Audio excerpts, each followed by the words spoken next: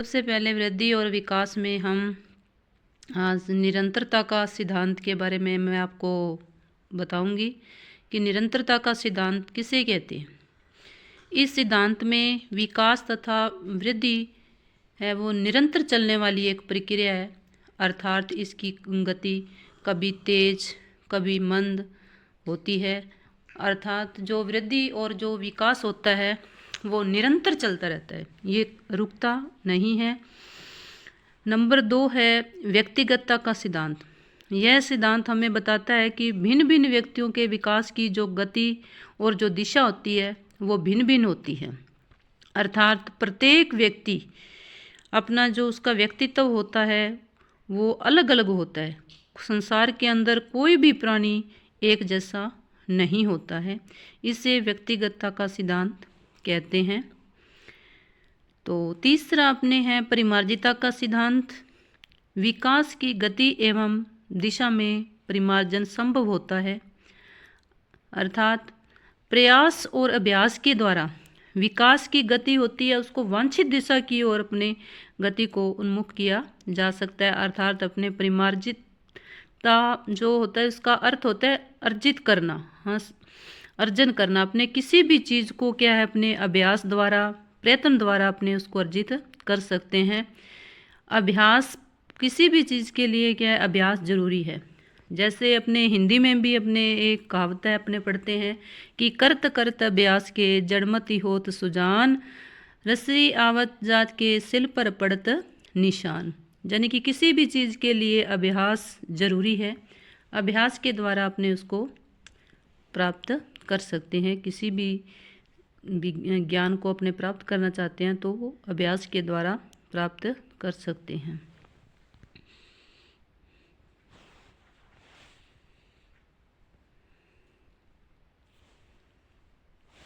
तो चौथा जो अपना है समान प्रतिमान का सिद्धांत।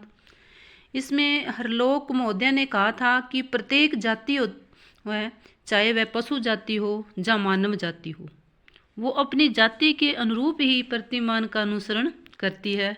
अर्थात जो मनुष्य जो मानव होता है उसका जो बच्चा होगा वो मानव ही होगा, मानव जाति का ही होगा। पशु है उनका जो पशु जाति का ही उत्पन्न होगा। प्रत्येक जो जाति होती है वो अपना ही उसके समान ही उसका जो प्रतिमान होता है। ऐसा नहीं होता कि कहीं जो घोड़े होते हैं घोड़े का जो बच्चा होगा वो मनुष्य पैदा होगा, ऐसा नहीं होता है।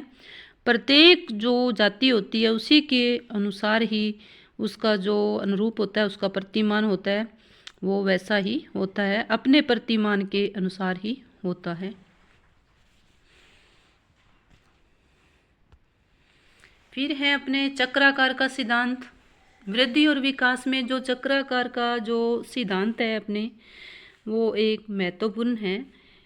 तो इसमें क्या होता है कि जो विकास होता है वो रेखीय गति एवं स्थिर गति का न होकर चक्राकार ढंग से होता है। अर्थात जो अपना वृद्धि और जो विकास होता है वो कभी भी क्या है एक स्थिति नहीं होती है, उसकी रेखीय गति नहीं होती है। वो कभी क्या है कभी अपने तेजी से होता है विकास, कभी धीमी गति से होता है, अर्थात चक्राकार आकृति से होता है। ऐसे नहीं है कि वो रेखीय गति से नहीं होता, यानी कि वो सीधा नहीं चलता है। तो आगे है सहज क्रिया का सिद्धांत। जो सहज क्रियाएं होती है वो जन्मजात होती है, प्रकृति जन्य होती है। सहज क्रियाएं हमारी वो होती है जिसपे हमारा कोई नियंत्रण नहीं होता। यानी कि जैसे आँख का झपकना, पलक जो हमारी होती है वो ऑटोमेटिकली जब कोई हमारी चीज़ हमारे सामने कोई आ जाती है तो हमारी जो पलक होती है अपने आप ही वो बंद हो जाती है। छींक का आना ये सहज क्रियाएं होती है, ये जन्मजात और प्रकृतिजन्य होती है। फिर है मस्तकोद्मुखी का सिद्धांत। मस्तकोद्मुखी का जो सिद्धांत है ये क्या है कि जो वृद्धि और जो विकास होता है अपना विकास होता है वृद्धि होती है तो उसमें जो विकास होता है बच्चे का वो सिर से पैर की ओर होता है। सबसे पहले मस्तिष्क का और फिर धड़ क्षेत्र का, सबसे अंत में पैर क्षेत्र का। इस प्रकार विभिन्न अंगों का विकास होता है। अर्थात जो मानव शरीर होता है उसका जो विकास होता है वो सिर से पैर की ओर होता है, इसीलिए इसे मस्तकोद्मुखी का सिद्धांत भी कहते हैं।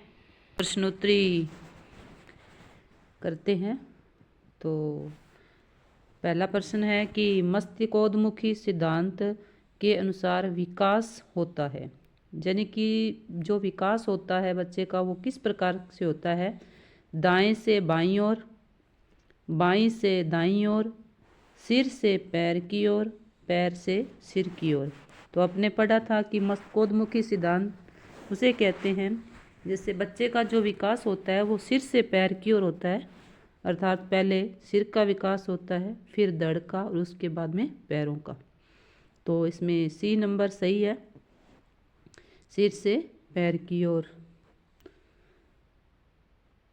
तो दूसरा क्वेश्चन, किसी भी दो बच्चों का जो मानसिक विकास होता है वो एक जैसा नहीं होता, अर्थात जो भी कोई भी बच्चा दो है संसार के अंदर, जो भी प्राणी हैं, जो भी मानव जाति है वो कोई भी एक जैसी नहीं होती है, उसका जो मानसिक विकास है वो अलग अलग होता है। तो ये किसने कहा था? क्रो एंड क्रो ने, स्मिथ ने, जे.बी. वॉटसन ने, हरलोक ने। तो किसने कहा था? ये हरलोक महोदय ने कहा था कि कोई भी जो प्राणी होते हैं वो संसार में एक जैसे नहीं होते, उनका जो मानसिक जो विकास है वो अलग अलग होता है। तो थर्ड क्वेश्चन है अपना, विकास के संबंध में सत्य कथन बताइए कि जो विकास होता है वो किस प्रकार होता है, उसके बारे में सत्य कथन बताना है। ए नंबर है, विकास है वो जीवन भर चलने वाली सतत प्रक्रिया है। बी है, इसमें प्राप्तियां व हानियां दोनों सम्मिलित होती है।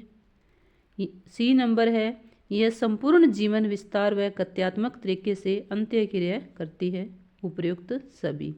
तो जो विकास होता है उसमें क्या है कि हानियां भी होती है, कभी लाभ होता है, कभी हानियां होती है, क्योंकि जो विकास होता है उसको अपने महसूस कर सकते हैं, देख नहीं सकते।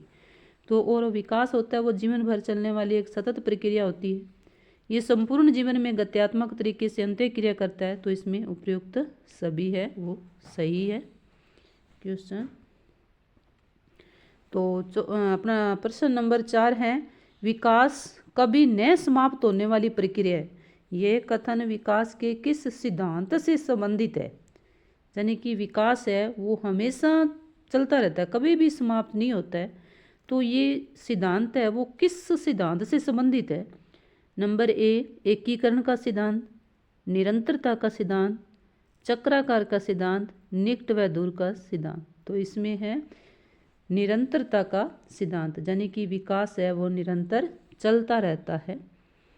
तो ऐसे अपने जो प्रश्नोत्तरी जो अपने की है, तो इसे ज़्यादा से ज़्यादा क्या है आप हमारा यूट्यूब चैनल सब्सक्राइब करें और शेयर करें।